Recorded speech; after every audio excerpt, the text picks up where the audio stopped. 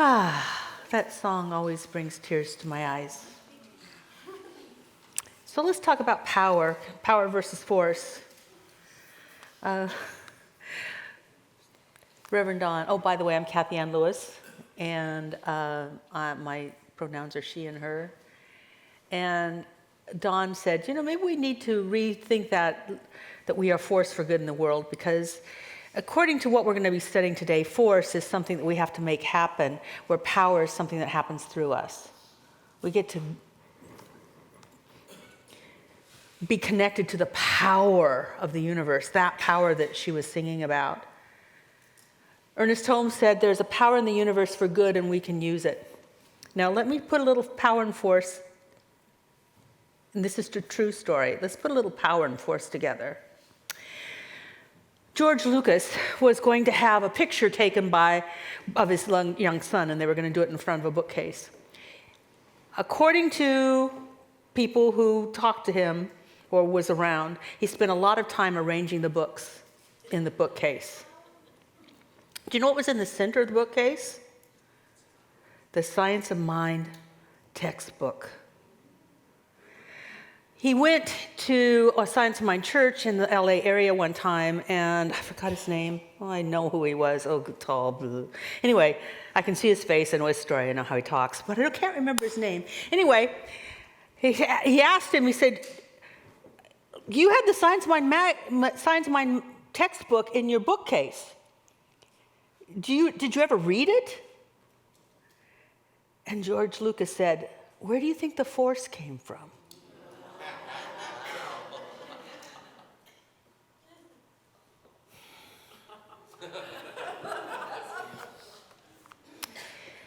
Verified by quite a few ministers on our listserv. The story, but they also show the picture. I can't share the picture because it's copyrighted by the person that took the picture, but it is. I'll send it to you. It was in the New York Times. So, but you have to go into the New York Times and go into the archives to see the picture.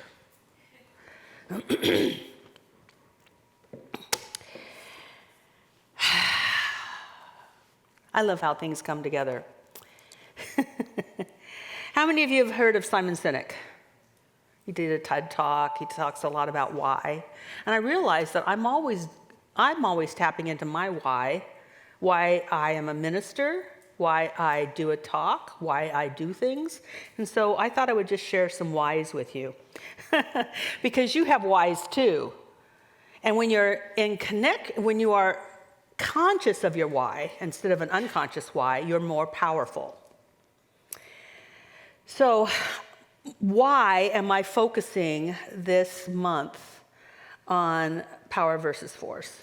Why? I want to share with you why. First of all, I don't like the way I'm thinking all the time. And I don't like the way things are working out sometimes. Yet, I've never made a lasting impact by forcing things to happen. Now, I can make a short-term impact by forcing things, but I've never made a long-term impact by forcing things to happen. Real change has happened in my life when I allowed something greater than myself to function, even beyond the way that I thought it could function. I did it by, if I'm going to give shorthand, I did it by seeking God rather than a result. See, force is focused on a result. Receptivity is focused on the presence and then seeing what happens out of that. There's two stories that I often tell about what I will call miracles or awesome results. An awesome result is a miracle. When it's better than you could have thought of, that you would have imagined, I call that a miracle. Two things. I had a physical thing that happened,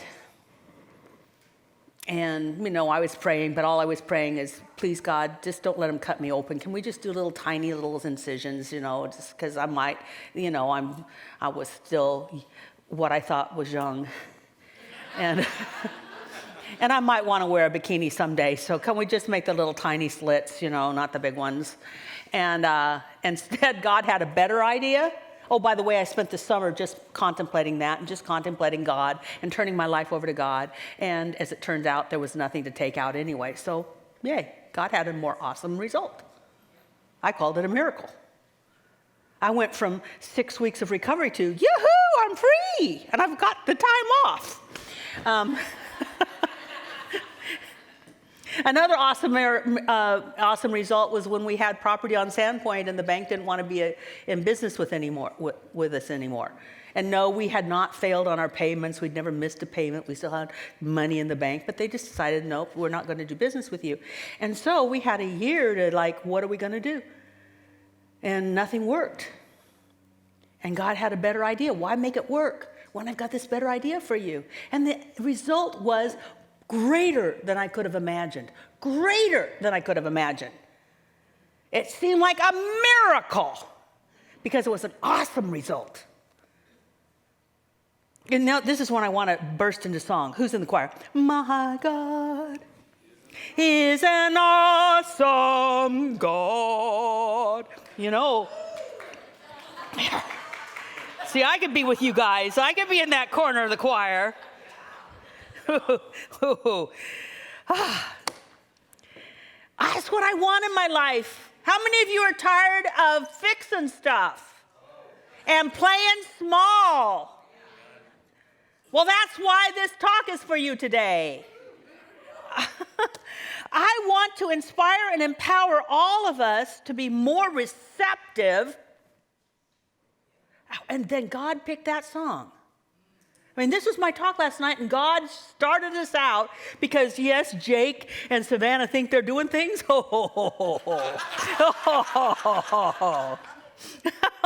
Yeah. There is a producer for this organization, brothers and sisters. I want to inspire and empower all of us to be more receptive to awesome results. And I also, this is another thing, another reason why I'm doing this talk, is I don't see people forcing their opinions on others, creating any heavenly experience on earth. No matter what your opinion is. And you might have the right opinion. To you. How many of you know you are right? Well, come on.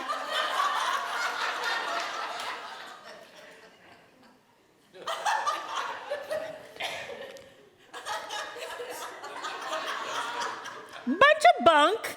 How many of you know you have some right opinions? Yeah, come on. Why not? But here's the deal. Forcing them on other people hasn't worked, has it? And it does not create heaven on earth. By the way, we're not here.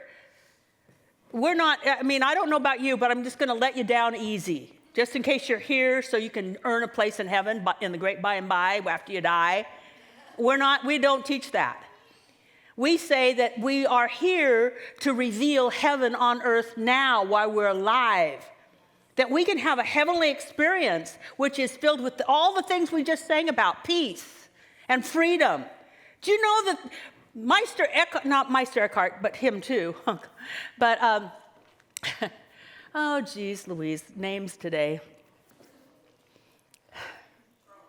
Oh, well, let's just throw names out. No. Viktor Frankl was peacefully and freely experiencing a concentration camp. He writes about it. The saints who were persecuted had, and Richard Rohr wrote about this just recently, had such an experience, just one experience of God shifts you into such a realm that stuff doesn't matter because you know your soul is that which lives forever. And it's your soul that you can dial into. And that's where the power lies, not the force. So we are here to reveal to ourselves heaven and be a a contagion for that. I love this. This is from Emma Curtis Hawkins. I never forget her name. We can be a contagion for a heavenly vibration. Ooh. I think the world would love that, don't you think? Another why I'm doing this talk. The ego can't make it happen. The ego can't make heaven happen. The ego can't make much happen, at least not in the long term. And I want us as a collective to rise above the self-interest and pull of the ego. So, can we have our old, not this week's, but last week's? Yes, map of consciousness. For those of you that didn't pick one up last week, there are some available outside, but can you see it well enough? Can I do Vanna?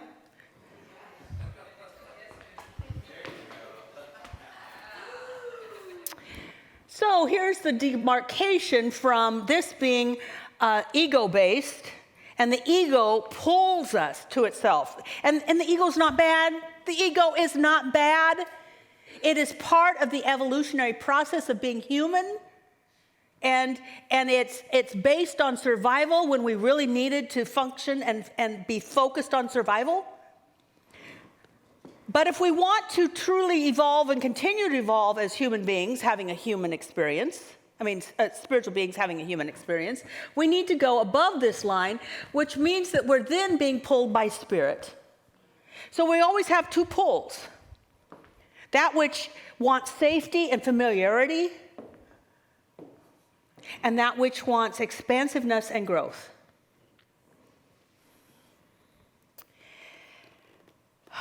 The higher calibrations, the more we go up in consciousness, those higher calibrations, we actually negate negative energy and negative consciousness and negative ideas.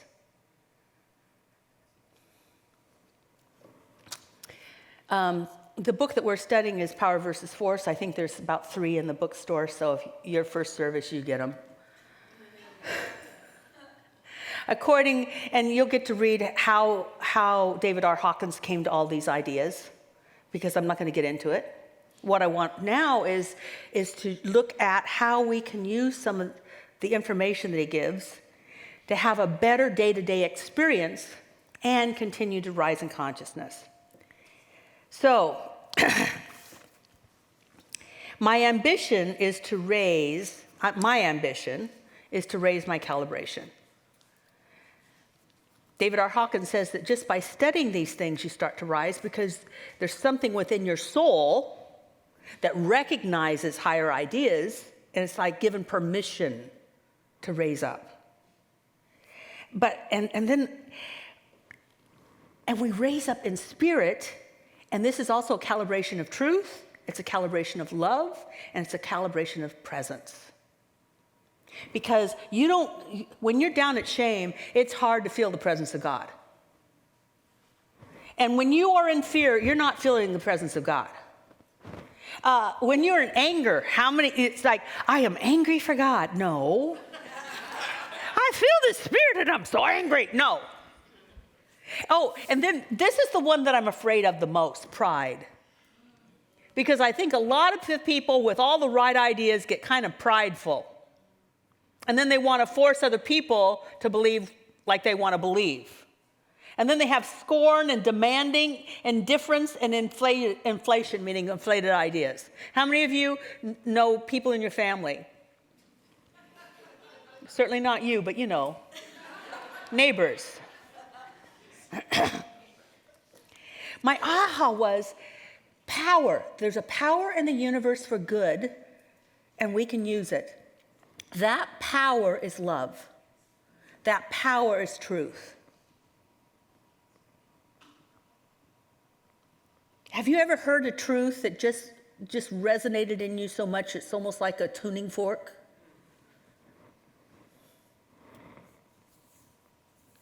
And it shifted you. You didn't have to be talked into it. Nobody was forcing it. That's the power of spirit. So to do all of this, all those whys, I've been working with another book which is called Transcending the Levels of Consciousness, because that's what I want to do. I want to transcend my levels of consciousness. And a little extra aside, when we transcend the levels of consciousness, when we start to go above that line, our brain starts to shift as well. We become less linear and more non-linear. Linear is, well, if it's not here, then I can't go here. And if these don't line up, then it's not true. Whereas non-linear goes, well, that's a possibility, that's a possibility, that's a possibility. We become more possibility thinking, we become more creative. Our attitudes shift. Now that's the next slide. That's what I want to work with today, is our attitudes. And he describes attitude as, attitudes, everybody got their paper? Did you get your, are you looking at it? Nobody, no, you didn't get it? Oh, it was supposed to be passed out when you came in. Okay, well then never mind. You'll get it when you leave. I'll pass it out personally. Attitudes can be defined as a habitual mindset that relates to perceived self and the perceived world. So an attitude is just a bunch of habits. It's habitual thinking. Habitual thinking.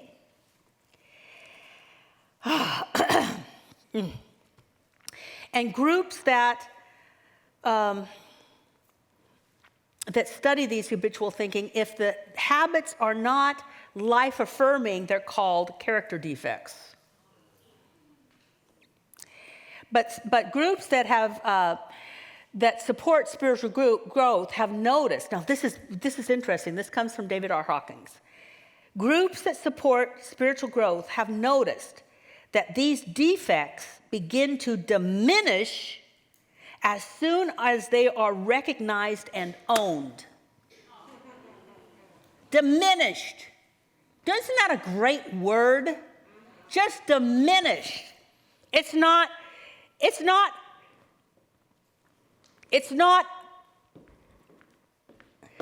grappled with, hidden, put under something. That's spiritual bypass. It's diminished. It's almost like in high mysticism, Emma Curtis Hopkins says that we can do our spiritual practice, and those things that bother us, those things start to dissolve by the dissolving grace of God. Dissolve or diminish, either one. I love it. Because how many of you have some character defects that you would have been grappling with? Guess what? Just looking at them and saying, I've got this, starts to diminish it, dissolve it, because it's not who you really are. It just needs to be owned.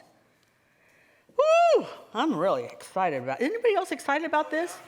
Okay, I'm all over it. All right, so, oh, by the way, so can everybody see this? Envy? Anybody ever had envy? Oh, well, you're going to get the thing. So it's a habit. It's an attitude that we can envy. It's a habit that we can condemn. How many of you have condemned? Recently. This morning. Lust is not, like I don't want to take lust out of your life. But lusting is I've got to have. That. Rude. How many of you have ever been just, thank you, you're saved. You have admitted your defect and it's dissolving now, yes. How many of you have ever wanted anything and got devious? Oh, stingy. Condemning. There's a habit about exploiting life instead of serving life. When we clear cut to the point where nothing will take forever for the forest to grow back, and we are destroying the earth, we are exploiting life instead of serving life. It doesn't mean you can't have trees or hemp or anything else, but we got to think about what's this do to the big scheme of things. Gullible. How many of you? Literal instead of intuitive, controlling instead of letting go and surrendering, demanding instead of preferring, impatient. Ooh, how many of you got impatient recently? This morning, I love it. God bless you, you're going to leave here just changed. We're about to have a healing. I just realized I got some information on Friday that let me see that I had been gullible. And I'd been gullible because what I heard I wanted to hear. And then I got other information. I went, oh.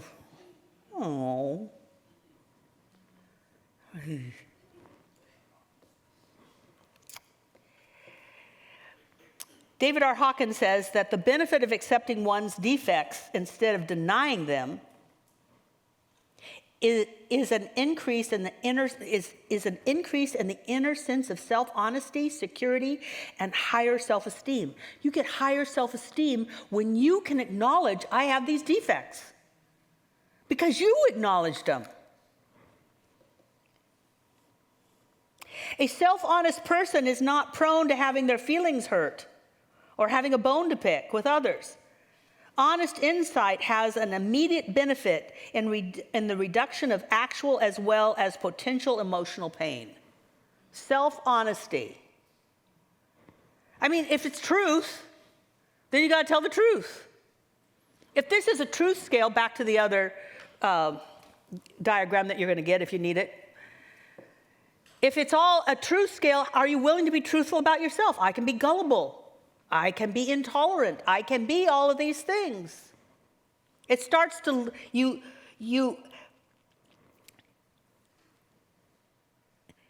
it's not, here's the deal.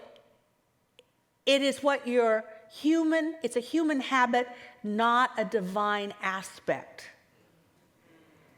And when that divine aspect can see I've got this human habit, it's like light shining in the shadow, and the shadow starts to, guess what? Diminish, dissolve. As a consequence, one feels emotionally less vulnerable, more safe and secure. We're actually more safe and secure when we can just admit I have these things. But guess what? I'm acknowledging them and they're being diminished. Now,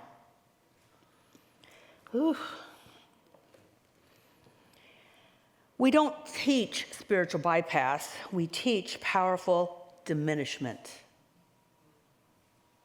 In the presence of truth, falsehood has to dissolve, diminish.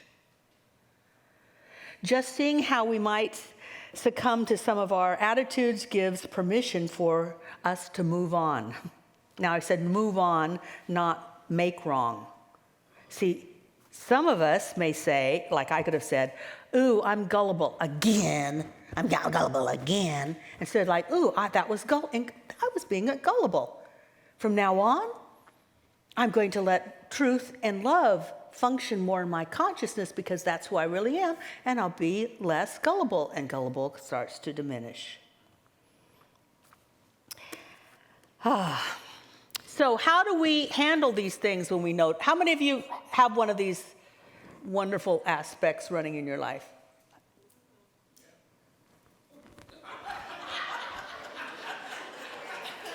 Thank you.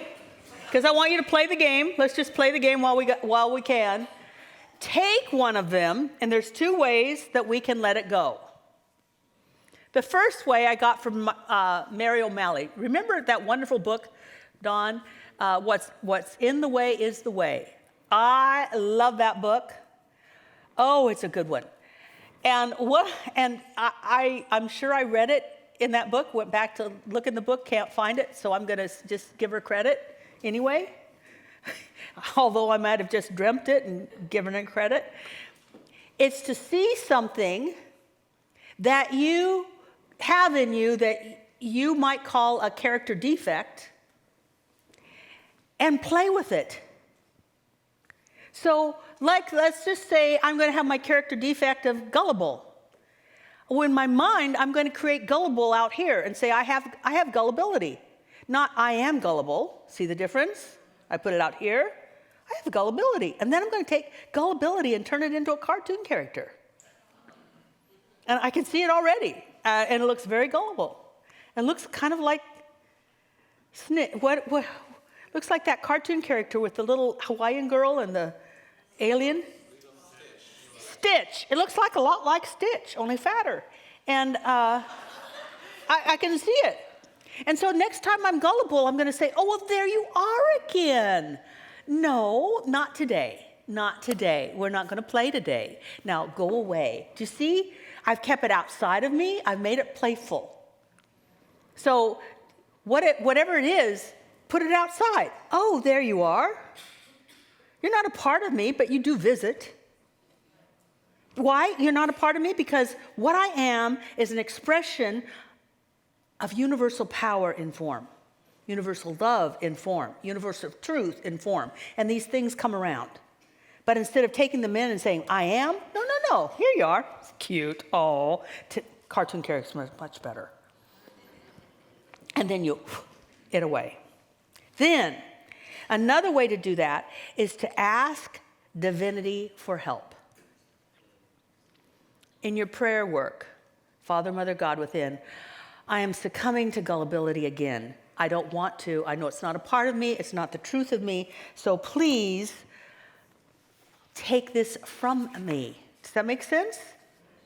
But you're not saying, I am that, heal me. You're just saying, it's showing up again. Let it move on. Now, what happens when that happens? The strength to adopt positive instead of negative attitudes is already available because that's the will of providence.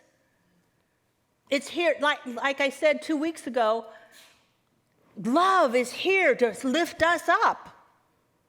Its intention is to draw us back to a conscious recognition of our source. We haven't gone anywhere, but we're being drawn to a conscious recognition of our source. In practice at the beginning, it might be a little difficult, but we keep doing it. The linear ego self struggles to survive, but the power of spiritual self is supported by an infinite field of power. There's a power in the universe for good, and we can use it. So we use it for these things. We use it for all things. And I really got clear on this, and I want to say it. If you can see that Spirit, in the presence of Spirit, your gullibility, your defensiveness, your intolerance dissolves. You can then have the faith that Spirit or God can do the same thing in our country. People who don't believe that God is powerful enough to shift the course of our world, that's because they haven't proven that power in their own life. Prove it here. Prove it now. And then your prayer is more powerful when you see that you would like to have something else different. Something else beside yourself different. One of the reasons that I can pray for people and I want to pray for people that have diseases is I know that God's bigger than a disease. When people are in a financial upset, a challenge, I love praying because I know that God is bigger than the challenge. Why? Because I proved it. From the Old Testament, prove me if I will not open up the heavens and pour forth a blessing too big to receive. Prove the power of the universe. And may the force be with you. And so it is.